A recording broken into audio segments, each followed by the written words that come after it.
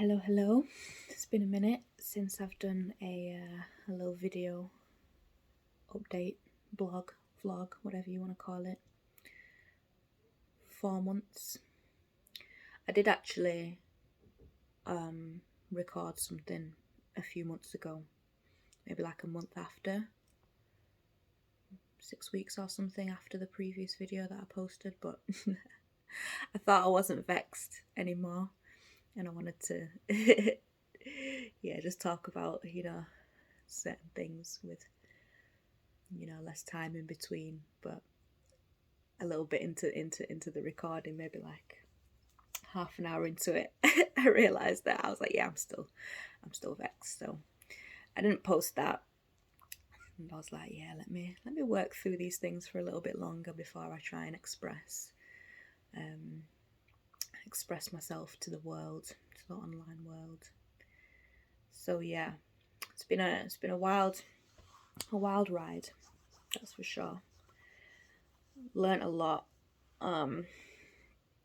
So right now I am about 8.5 months. Got between 2 and 3 weeks left to go until baby arrives.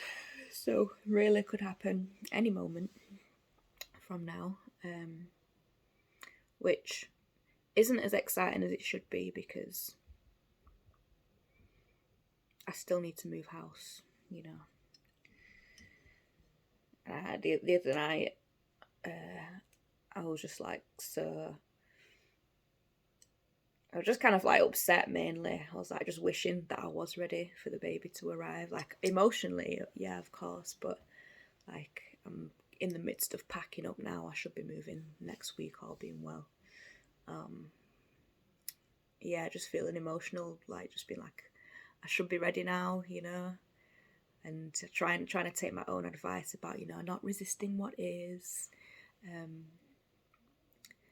being grateful for where you are, all that stuff. But I was just like, damn, this is so frustrating.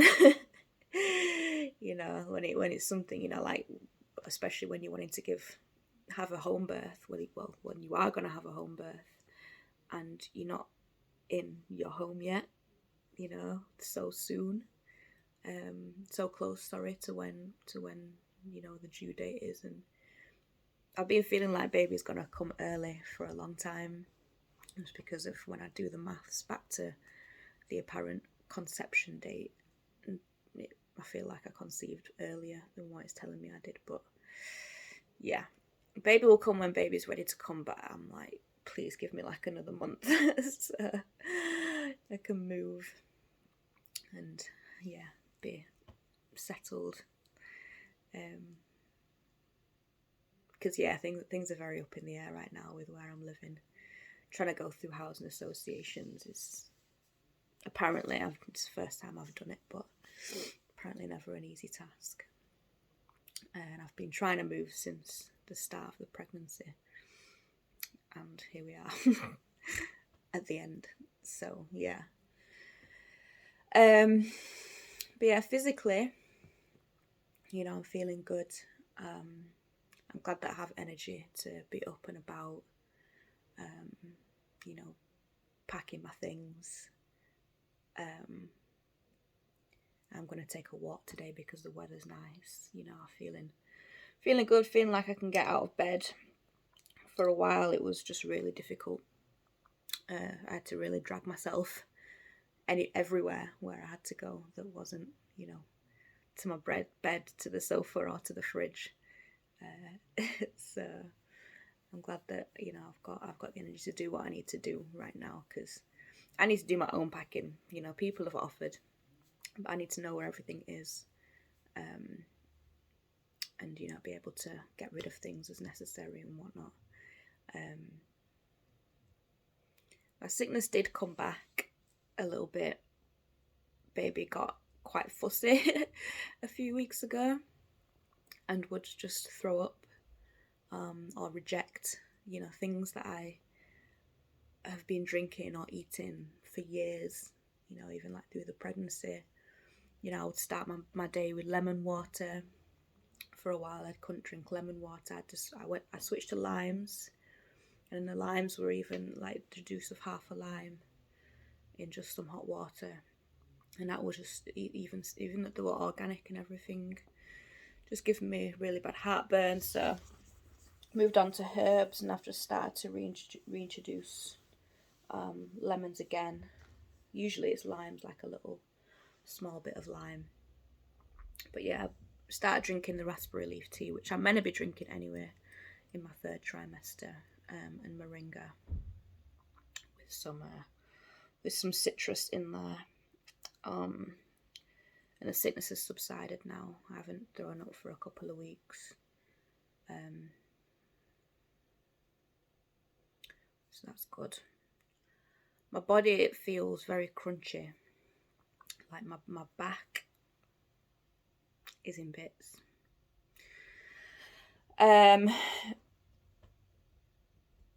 Yeah, I mean, I had ongoing back issues, before the pregnancy, but I was doing exercises, and my practice that was helping it was, making it stronger, easing the pain a lot. My sacroiliac joint shifted out of place. I don't know how it happened. It's just kind of happened gradually. And yeah, it got better for a little bit, but yeah, since baby's grown, I think baby's quite set back towards my spine. So yeah, over the last particularly month or so, a bit longer than that actually, my back's been feeling pretty sore. So I'm gonna get on some acupuncture and stuff like that to try and sort it out. But also, I know that there's a lot of energetic stuff going on, like lower back is first 2 chakras, or energy centers, like grounding, foundational, primal needs, etc.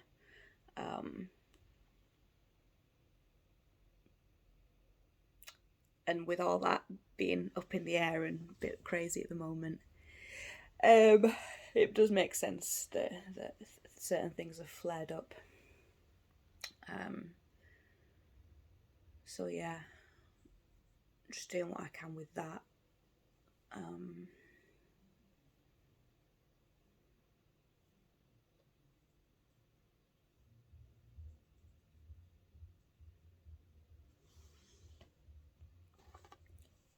Excuse me. I'm really having to force myself to eat. Everything that I've read and who I've spoke to have said, yeah, you're gonna need to eat. You don't need to up your calories or food intake or whatever for your first 2 trimesters, but your 3rd trimester you need to increase. And it was been through my 3rd trimester that I've had to make myself eat. Really I can go with, just having a banana and a little bit on a morning, and then one, proper meal through the day. And I'm fine, but I do have to make myself eat 3 meals a day, which is difficult. And just on a logistical level, doing the dishes afterwards is also deterring me. Like I've finished for work now. I did my last classes a week ago yesterday. So it's been a little bit easier since then, but when I was still working, spider, get off me. When I was still working, like I had no capacity for anything. I fell behind on orders for waist beads and stuff. Like just doing anything other than, well, including getting up and teaching my 5 classes a week was so much energy, so much effort especially in the last few weeks of working. And I was gonna go longer. I was gonna go up until mid December, but yeah, I was like, after I got back from, I went away for a little bit. After I got back from there, I was like, no, should have finished a week earlier. Really, it would have made more sense. But yeah,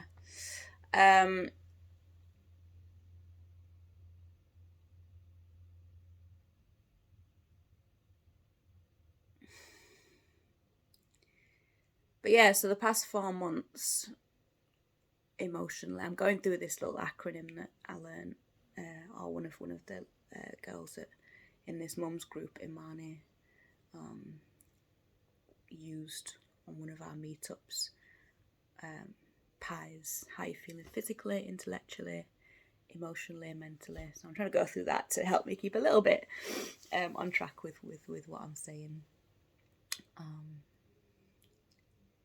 Intellectually, yeah, everything came to a standstill. I've just got back into reading on a morning. I did do a massage course back in September, end of September. So I'm glad that I've done that now, even though it was difficult at that point in life, just with everything that was going on. I'm really glad that I've done the training, and now I just need to do my practice and my coursework before I'm qualified. But I feel like that's something that I can get on with, and will be getting on with while I'm on maternity. Everyone was like, "Why are you doing that now?"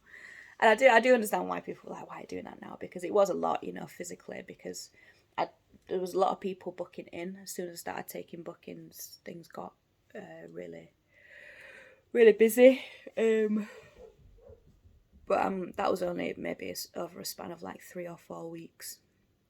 And I've finished those now for a couple of months, while I catch up on my coursework. So yeah, it's been good doing that, getting the foundations to be able to offer the service professionally, as opposed to just my friends and whoever. And it's also interesting reading about it and doing my research on it. There's a lot that I've learned. It's Swedish massage, which I learned it shouldn't actually incorrectly called Swedish massage, because it actually originated in should be called Dutch massage. I can't remember which specific area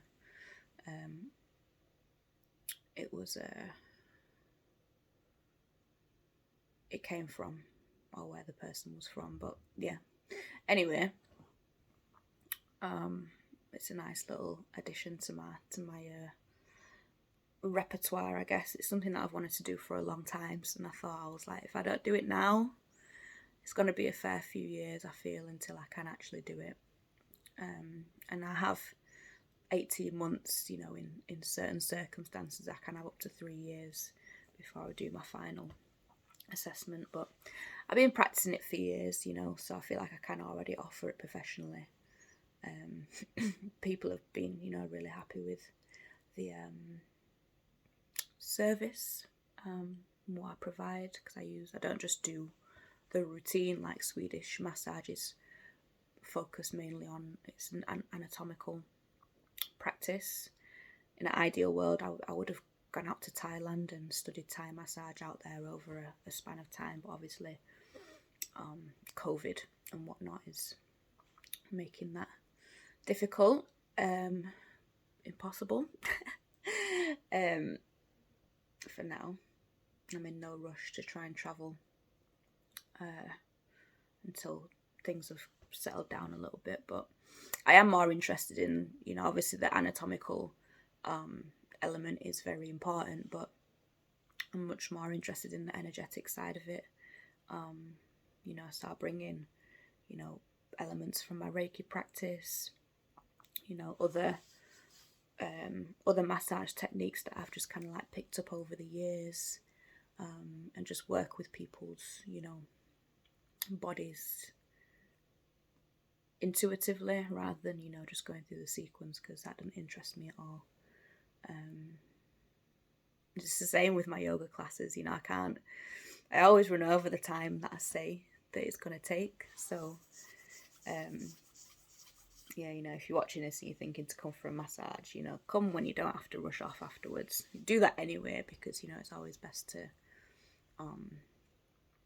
relax as much as possible after you have a massage, no matter what kind of massage you go for.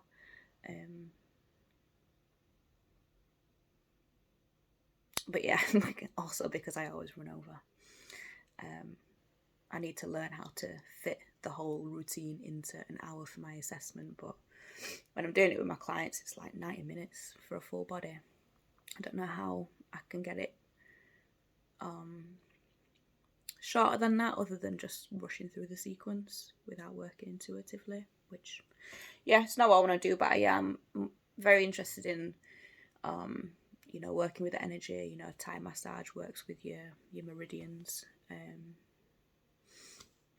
So yeah, just doing my own study on that, as well as, the coursework for the Swedish massage, and it is interesting, and it's also a practice for me in providing the massage.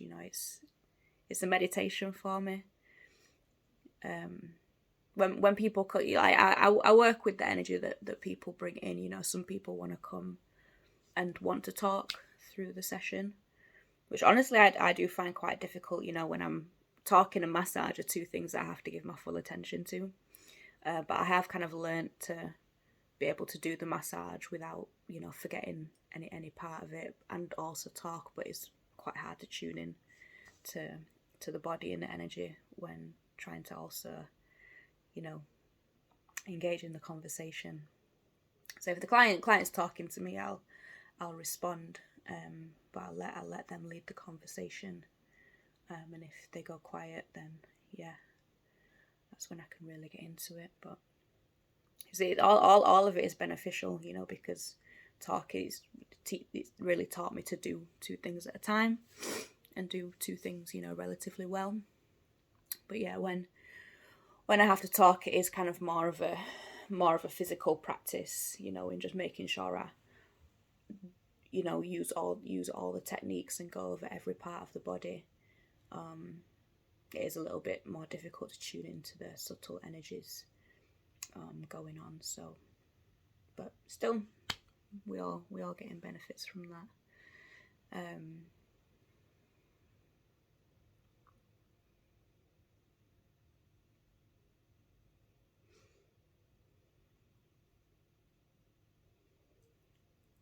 Intellectually, anything else that I want to talk about? I feel like the emotional side of things and the intellectual side can kind of combine with one another. So yeah, emotionally it's been like the biggest, most intense realization of just how much resilience and compassion and understanding and unconditional love I have. It really, really has tested all of that. And, I mentioned before, I went away for a little bit back in October for a couple of weeks. Nowhere exotic, unfortunately, just down to Suffolk. I did a Vipassana. A Vipassana course, which is, for anyone who's unfamiliar, is just silent meditation, focused on body sensations, anapana, breath awareness. So don't do any pranayama. It originated in, I was going to say Tibet, but it's not Tibet. It's the one that's next to it.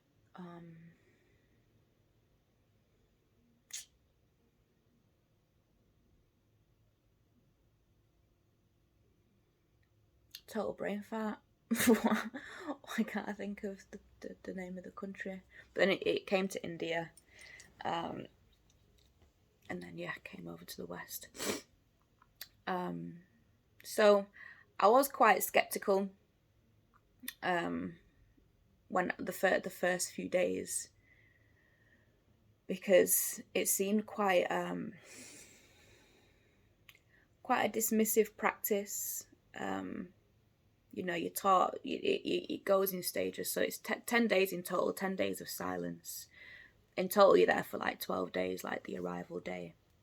And then the last day, when you're leaving, it's 10 solid days where you don't talk at all other than to the course assistant teacher, they're called. They're the only people you can speak to, and like the manager who kind of oversees and makes sure everyone's all right or needs anything. So yeah, the first few days you're just learning anapana breathing, breath awareness, so not practicing pranayama, like breath control, like energy control. And it was really difficult. Like, it really made me see the limitations of, like, I've been practicing mindfulness since like 2015, like open awareness of all, like, breath, body sensations, thoughts, emotions, sounds, physical sensations. I already said that, but it made me realize the limitations of that, because the anapana breath, you're just focusing on like the physical sensations of breath. You start by just around the nose area, or like and then go like the tip of the nose, like within the nose. Like, it's really like bringing it in your awareness inwards. And it made me realize that my awareness is always so broad and vast, focusing on everything. And I do struggle with focus in general when I can't do one thing. You can see with how I operate, with my business. I can't. I get bored just doing one thing. I need lots of things going on all at once. And when I have to sit and concentrate, the times like that I can't concentrate for the longest is when I'm guiding a class. I'm in a particular zone, or doing the massage, or working with a client. But when it comes to, even when I'm reading, when I'm writing, I can do it for like, I don't know, an hour tops, and I'm like, my mind just goes elsewhere. Like, okay, what's next? Let me change positions, do something different. So yeah, it made me really, really realize like how unfocused I am. So the first few days were difficult. I think it was the first 2 days we were doing just around the nose, and then we started to do like the whole body, like scanning the body from the crown to the toes, bit by bit, and then all the way back up, and just tuning in the sensations. But it's similar to a body scan that I've practiced before, but the difference is, in my practice before, I would practice, if just observe what's there, but if nothing's there, then just registering a blank. With this technique, you're taught to scan each part of your body and just pay your full attention there, because then you will feel a sensation. So there was like an element of kind of like reaching out for something, like striving to feel a sensation.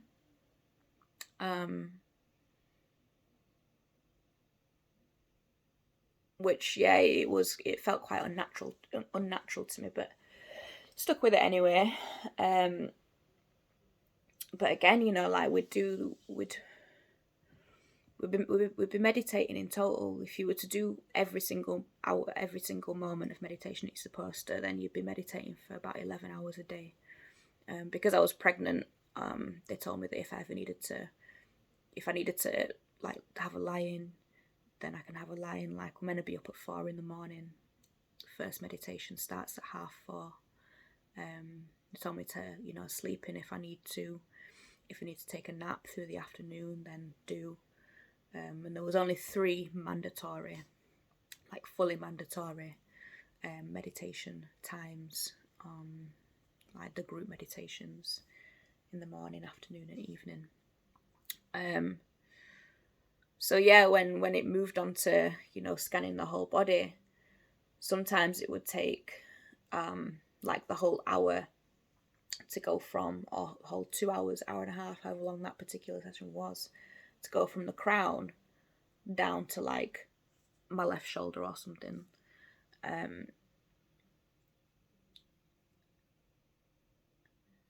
And there's so much to say about this course. I'd try not to waffle on for too long, but it was a really, really interesting experience.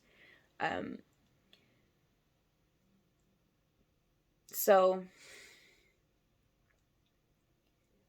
the principles of it is to teach you to release, you know, the natural kind of inclination, the natural kind of habit that we all have to crave something, crave the good stuff, or create aversion towards the not so good stuff. So throughout the course, I was realizing it's taking me like through the meditation. It would take, I couldn't even go through like a full scan a lot of the time, because like my mind, there's so much was going on before, you know. I was in a really, really dark place. Just felt so angry, and yeah, just really angry at everybody, and didn't want to be around anybody. I felt like I had nothing good to say about anything, you know, and the good stuff that I was saying it kind of to, I guess, feel like I'm in some way balanced, you know, like knowing really that not everything's terrible, but like on an energetic level, like in my heart, it felt so heavy. So yeah, when I was going through this meditation, trying to like, you know, focus on each part, you know, my mind would just go all over to all this stuff that had been going on. And on like the third day, I had a panic attack, like during the evening meditation. I was just triggered by the fear that that's just how I am. I was like, this is me, you know. I'm incurable. I'm incurable. Like I'm just a negative, depressed person. I'm always gonna have something to complain about. I was like, yeah, I'm fucked. And I was like, I was trying to meditate, and I was like, I stepped out for a minute, and as soon as I stepped outside, I was just like, yeah, you know, the first panic attack I've had in a long time. So yeah, that came up, and after, obviously it was a release that needed to happen, because afterwards I did feel lighter. I still found it difficult most of the time to get into the meditation, but the technique, even though it's like a set routine that you go through, up, you know, for the first few days, and then it gets a little bit more free towards the end. I found myself creating that craving, thinking I'd go into the meditation with the intention, like, okay, this meditation, for example, is an hour long. I'm gonna set the intention to just go from crown all the way down to root, all the way to the toes, and that's it. If I can go further, great. If I can come do the scan back up from the toes to the crown, great. I was like, let me just go on for this hour. I'm gonna go from top to bottom, but even that's creating a craving, and it's kind of like it teaches you to get away from that, which it sounds quite contradictory when I'm saying it out loud. Like, they're teaching you this routine, and it's like, yeah, go through this part, and I didn't realize that until maybe like day 6. It did start to work for me, you know. I was getting able to maintain my concentration for a little bit longer, but then yeah, I was like, wait, hang on. I'm still craving, I'm still like pushing myself. And in the evening we watch we have a discourse session where we watch a video from with Goenka, who was, you know, one of the main teachers who brought it over to the West. You know, just talking about the practice. It is actually a really, really funny guy. I had the first discourse, because I think I was just knackered. I was like, and it's like an hour and 15, something like that long. I found myself like falling asleep, but yeah, after I got into it, like on day 2, like I realised the guy's actually really, really funny. And he always seemed to say what I needed to hear in each moment. So I think the day that I had the panic attack, the discourse in the evening was all about, you know, how stuff that I was aware of already, but yeah, it just was reinforcing, you know, how things are gonna arise energetically like that. You know, you're gonna be feeling, you know, anger. You're gonna be like trying to push yourself to do so many rounds of the scan.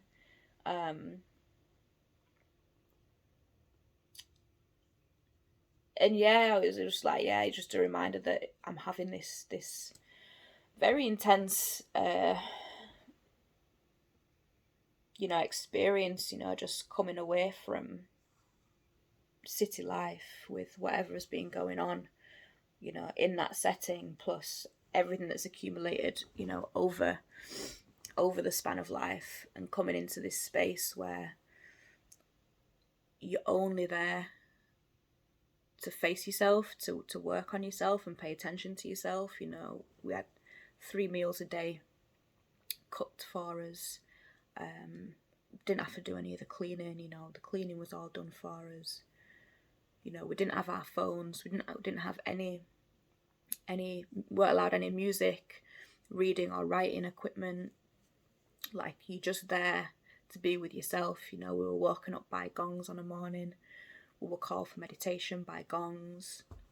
You know, so there was no stimulation whatsoever, and it was like probably something that none of you have experienced before. And just that alone, just coming out of the setting into this space is intense, you know, and it is something that I feel everyone should experience once in a lifetime. Because we're always distracted, we're always so overstimulated by everything. Just living in this world is flipping stimulating.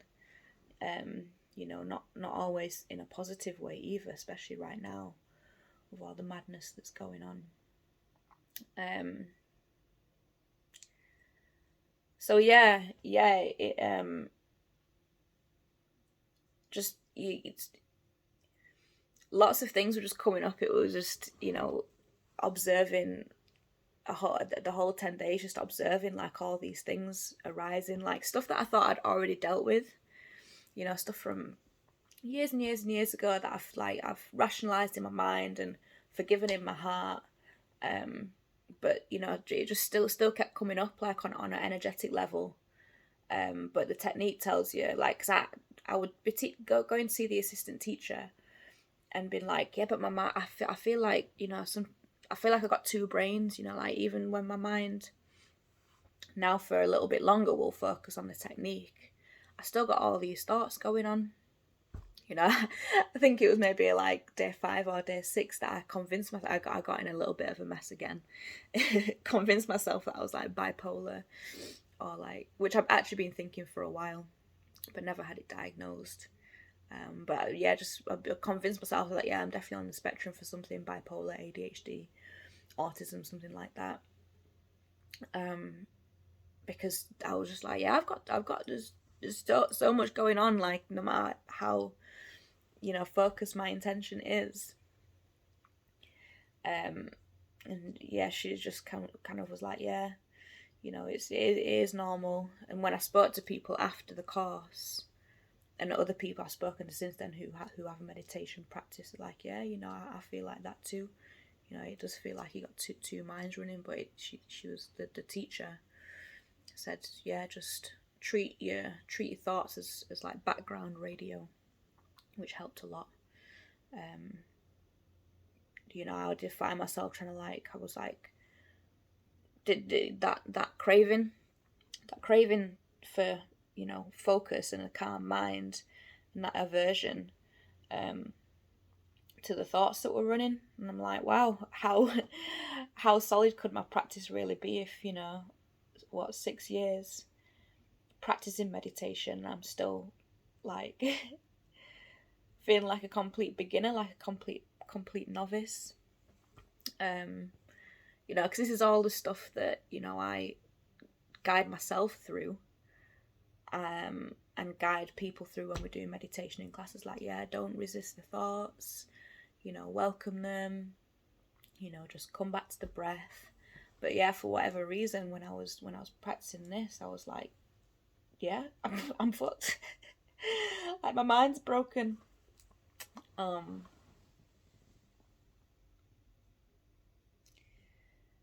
Yeah, so towards the end, like the last kind of like half is focused on, yeah, doing the scans, just practicing that. You know, you start to become like start just on the surface of the skin, and then we'd move to and doing it in this particular routine. Then you get a little bit more. You're able to be a little bit more free with it. So, you know, go just tune into, you know, the energy wherever the mind naturally goes, wherever the awareness naturally goes, and then it's like, yeah, guide it like through the body, like backwards and forwards, side to side, like through your whole vessel.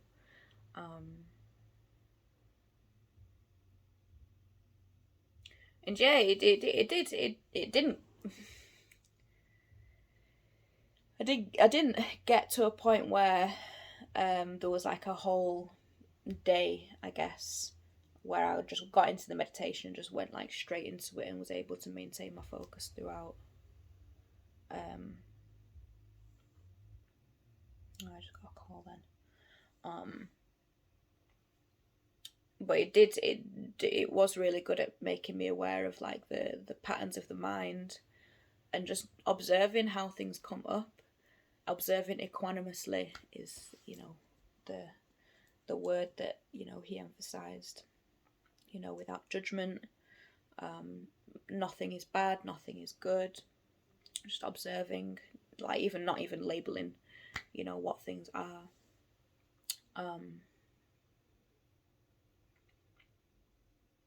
So I really learned a lot about, you know, my mind patterns, you know, certain things that need to be worked on. But most importantly, you know,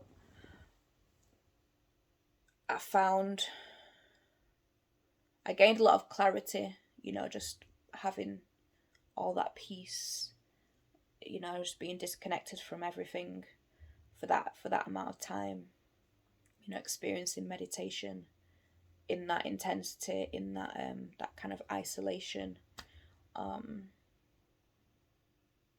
It's different to, you know, just having a regular meditation practice here, you know, at my home setting here in the city.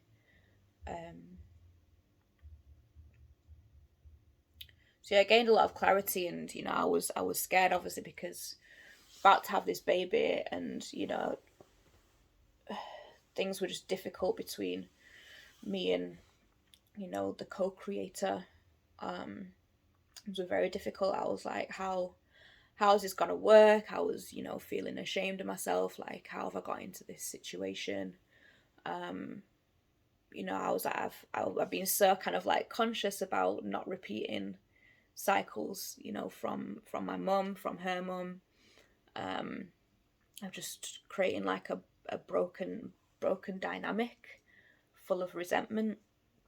I've just been like, I've always said, you know, I'm really excited to be a mum so I can break these cycles. And here I am, like, in the same cycle. So I was like, you know, feeling very ashamed of myself for that. Just being like, yeah, how aware can you really be?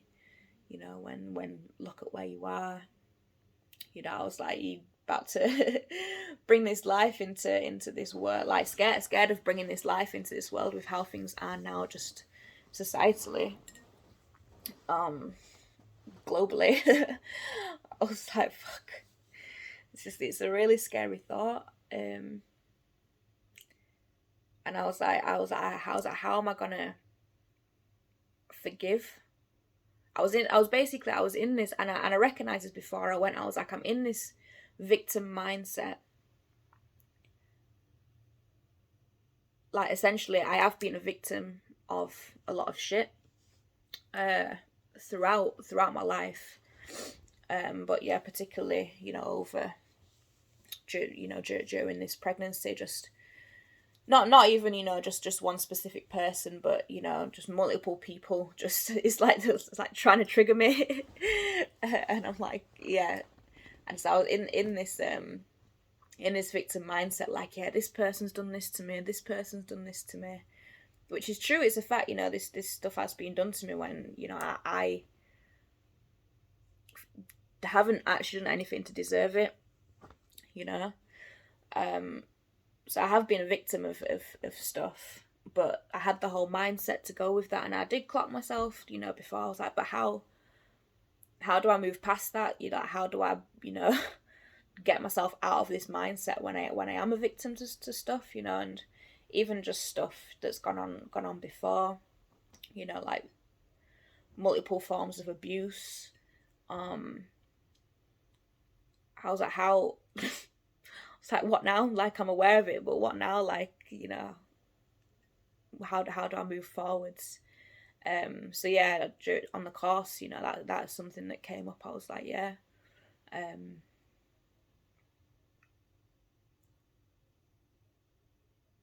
how do I move past this?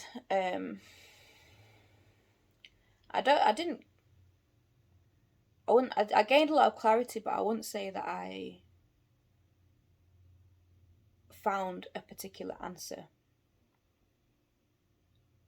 It was all just energetic, like in that constant practice of just coming back to body sensations and seeing everything, all these narratives that arise, that we've formed in our mind and attached to and identified to. Like, just have, like, observing those there as they are, but just not giving them any importance, and just coming back to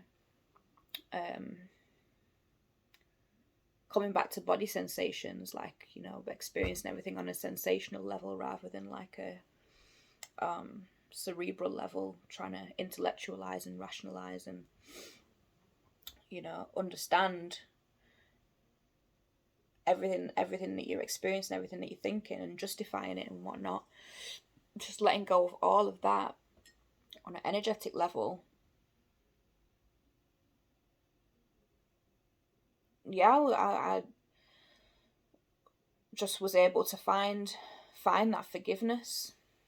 And yeah, it's not something that I can verbalize right now in, like, how that came about, like the thoughts in my mind. I think I might have said on another video before, but the more I don't tend to engage too much in conversations about like spirituality and stuff like that, because with a lot of it, the more you try and verbalize your experience and your practice, the further away you actually get. More you try and verbalize and intellectualize it, and then also express it, the further away you get from the essence of it. It's energetic, it's spiritual, it just is, and I feel that's kind of the best way I can describe the transition that I went through before, during, and after this course.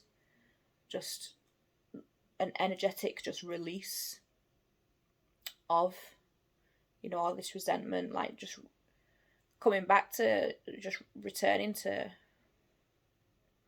or discovering, or I don't even know, but yeah, just unconditional love at the end of the day. The people who I was really upset with and feeling a lot of resistance against were the people who are meant to be closest in my life right now.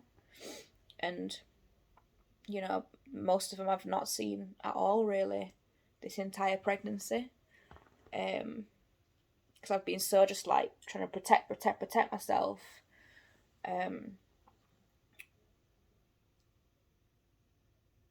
and just just remembered like the fact that, you know, I love these people, you know, I've created a life with this person, you know, and just remembering, you know, about just remembering love, essentially. And yeah, just being able to kind of let go of a lot during that time. Like, not saying it doesn't arise still. Like, I'd still get fucking pissed off at people being dickheads. You know, but I remind myself. I come back to the body sensations. You know, I wouldn't say that, you know, from I've continued the practice in as much with the intensity that I would have done in an ideal world. You know, they say, you know, do the 3 hours a day, the morning, afternoon, and evening practice. You know, when you leave. Started doing it when I first got back. I was doing it in the morning, and that was it. I was like, in time when things are a bit more calm, then I'll do a morning and evening. But I do implement it a lot. You know, with just kind of like as part of life, really. Didn't mean to do that. Hello, welcome back.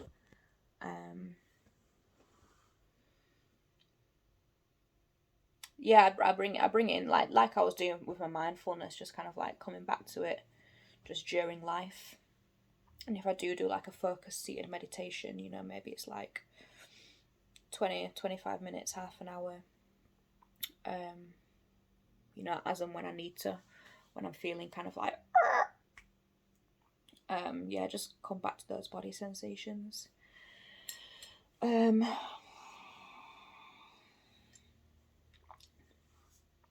yeah, I'd like to have the experience again. There are certain parts of the technique that I do find conflicting. You know, like they say that you have to renounce all your other practices that would conflict with this. You know, like I did a ride share there and back with a theta healer. You know, working with the subconscious mind, and they said that she won't be able to come back and serve because unless she renounces doing her theta healing. You know, I asked about my yoga teaching and how I you know, do them, and also, you know, do the meditation at the beginning. And she's like, oh, you know, well, if you're a meditation teacher, then we say that, you know, we assume that you're okay with the style of meditation that you're teaching and that you should only just do one Vipassana course. She's like, but if you're just doing, you know, relaxation, you know, breathing techniques at the start of the class, and then the yoga, that's just the physical practice. She's like, then you'll be fine. But I'm like, I didn't kind of like, I was like, no, it's more than that. The way that I personally like to instruct anyway. But I didn't go into that because I was like, I think I do want to go back and do the service eventually.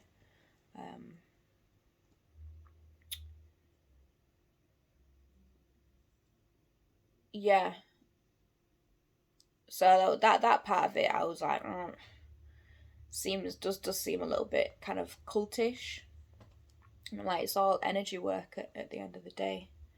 You know, it all comes down because, and someone gave an example like, yeah, there was a woman who was doing this and doing Reiki as well. You know, and she ended up with deep psychological issues, which it all comes down to, you know, your internal alchemy for a start, and the awareness that you have on that, you know, your mind awareness. Like, that practice would be very, very intense for someone who's not already got, you know, somewhat of a meditation practice, or doesn't practice awareness of self in one way or another, which there was a few people who'd never ever meditated or done anything like that before, which it would be flipping intense, you know. And they say not to do the Vipassana if you do have, like, you know, diagnosed mental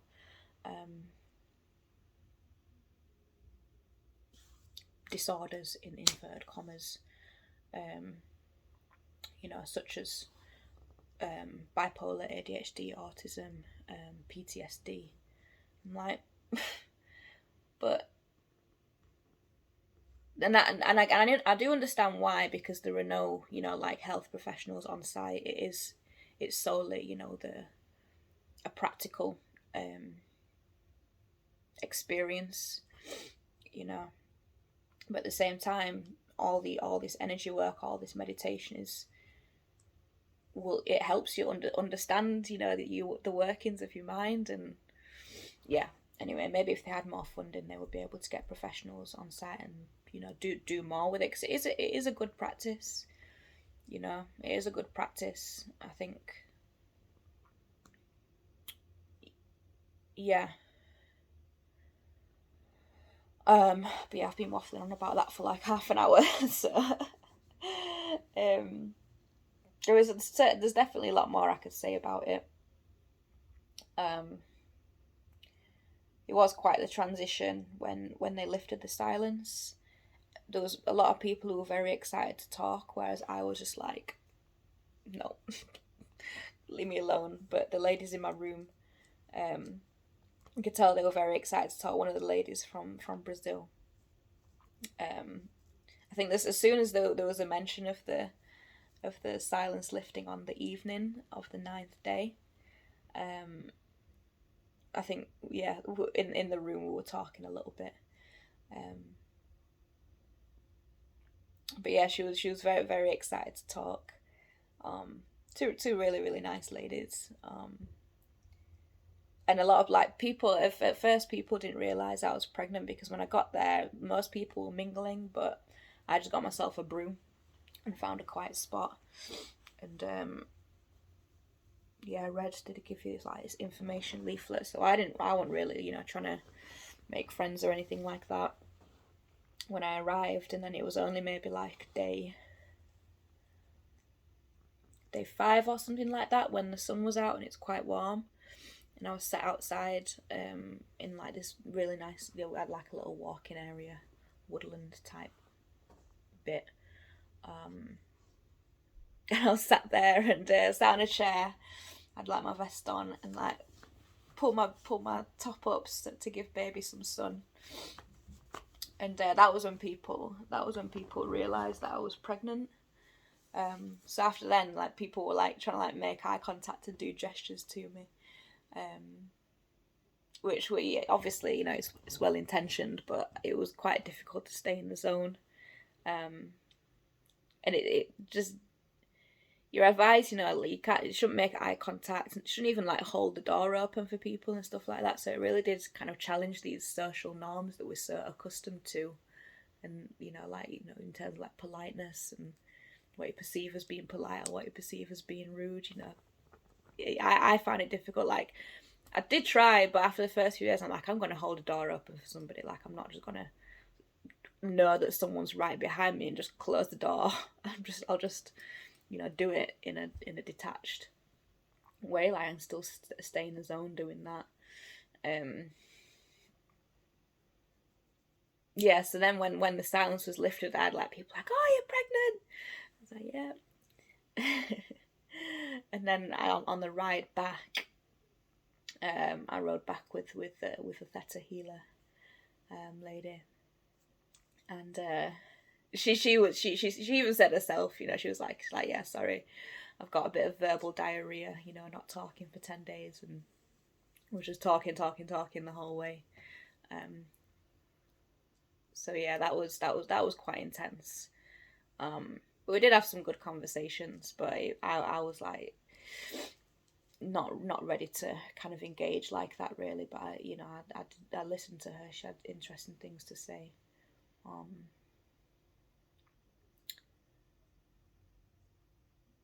And then yeah, got home Sunday afternoon.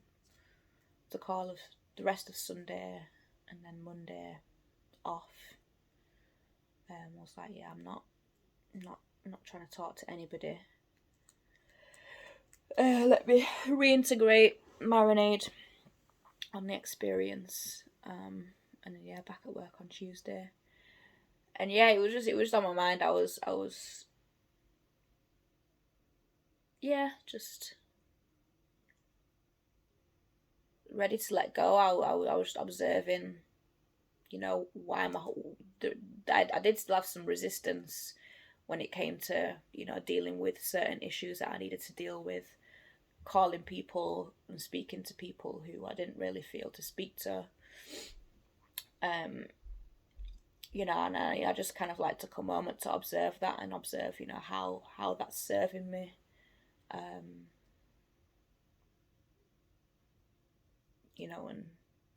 yeah, just managed to just build bridges with people that needed to be built. And just kind of like let go of all the narratives behind the burning of the bridge, I guess, and not like release that need to kind of be understood by everyone and have my voice heard by everyone, like especially when it comes to, relatives, like blood relatives. I just accept that, which I did before, but then it was like the pushing from the rest of the family, the rest of my relatives, like, oh yeah, this is your family, you need to be like this, you need to be like that. Like, I accepted a long time ago that, it's just not going to be like that. But it was then, the resistance that I got from the rest of the family, and kind of like the, obviously, again, it's well intentioned, but it's like, I'm not going to force a connection that's not there, force a dynamic that's not natural. And I guess that is one of the answers that I came to on the course. I was like, there are a lot of things that we need to talk through to reach this level of understanding that may or may not bring us to, I guess, a better place of understanding of each other. I guess one of the answers that I came to during the course was like, yeah, we'll have these conversations when there's a therapist there. Because these are conversations that we've tried to have on many occasions, and they're just very, very triggering. So that is one of the answers that I came to during the course. Because, yeah, we were just going around in circles. No one was really everyone was trying to be understood, but no one was really understanding. I kind of feel like I've reached a certain point of understanding, but obviously not entirely, because, the other person, people still don't feel understood and still, feel invalidated, and still have an issue with why I have an issue. But anyway, yeah, just came to a place of just acceptance and just like, oh, can't be arsed with this. I choose peace.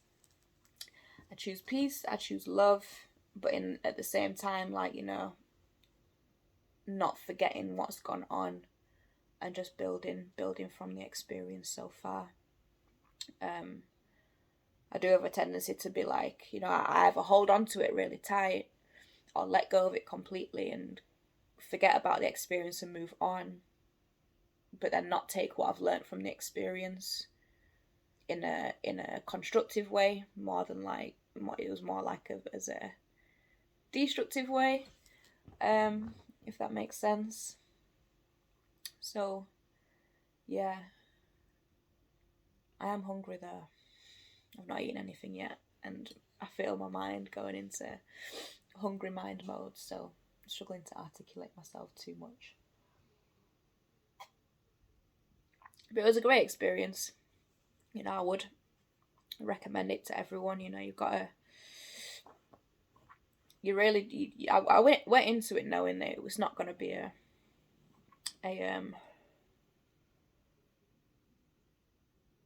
like a whole peace and love meditation retreat. I knew it was a course and it was going to be intense, and I was like, I'm going to just cry the whole time, which I pretty much did. But it's something that needed to happen, and for anyone who's maybe in like a not like a similar place with like all the specific circumstances of my life, but just feeling kind of like they need to sort some shit out within themselves. It's a thing to do. And you can do shorter ones, like 3-day ones, but like, be brave. Be brave and do the 10-day one if you can. Because you will learn a lot. You will learn a lot.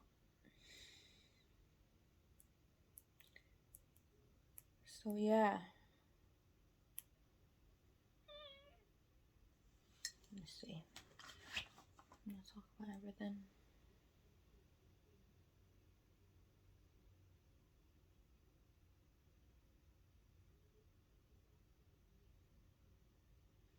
Yeah. I'm not talking anymore about the Vipassana. I'm trying to think. So that was back in October. It's not been a linear journey experience since then. You know, there are still difficulties going on, but just I guess my approach is different. Instead of being like just stressed out and like angry and resentful of the experience, it's like, all right, this is where we are, and just really just being able to dig deep and find and remember the faith, and just keep the faith that it's all leading to where I'm meant to be. You know, it is really, really, really tough right now, and pretty scary, but like I just have that unconditional faith that everything's gonna be fine, which I definitely did forget for a while before I went away. But yeah, all been well. And there's also that question about, well, not question, but the I don't know what you want to call it, teaching or whatever. That, you know, you can't be like waiting for a certain thing to happen before you're happy. You've got to be happy right where you are. But honestly, once I've moved house and I'm actually in somewhere that's mine, that, you know, I dictate when I leave, you know, no one's going to take that off me, then things are, you know, I know are gonna, you know, feel a lot more simple, and I can nest, I can decorate. It's been frustrating because for the past, like, I'd say probably 2 months, I've really been in nesting mode, you know, like just wanting to decorate a space, you know, when I'm out and about, you know, in the charity shops or wherever, and I see like little ornaments and stuff. Like, I can't get any of it because it's just more stuff to move. You know, just visualizing, you know, how it's gonna be, you know, when I'm in this space that's my own, and, you know, with baby and with my family around. You know, at the moment, yeah, it's all just very up in the air. But, you know, it's I'm really grateful for the people that kind of know a little bit about what's been going on. You know, a little bit about what's been going on, and have been very, very supportive. I feel like I have formed a real community around me of, you know, genuine people who care and want to be there and will be there, who actually show up. Yeah, it's a nice feeling. I'm just learning to allow people to be there. I'm definitely hyper independent, and, you know, during the pregnancy, I think that's been emphasized a lot. Just kind of like wanting to do everything myself, like asking for help when I absolutely 100% need to, but people are offering it before I even kind of like have to, you know, really push to sort things myself. And I'm still learning how to accept that help, learning how to trust that, that people mean it when they say that they're going to be there, and help trust that people mean it when they say they want to be there. You know, and all that comes from, you know, a place of, you know, trauma, which, yeah, I am eventually gonna, you know, speak to somebody about. Like, I've tried speaking to therapists in the past, all kind of appointed through the NHS, who I've never really connected with. But I do know that it is just a lot of energetic work and digging deep for, you know,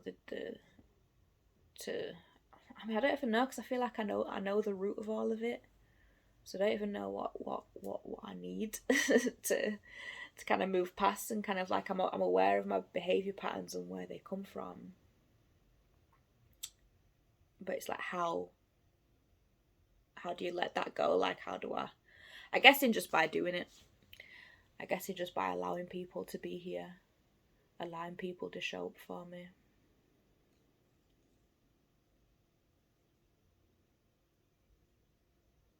Like, for example, my 2 closest friends threw a surprise baby shower for me a couple of months ago. In September, maybe. Is that 3 months ago? I don't know.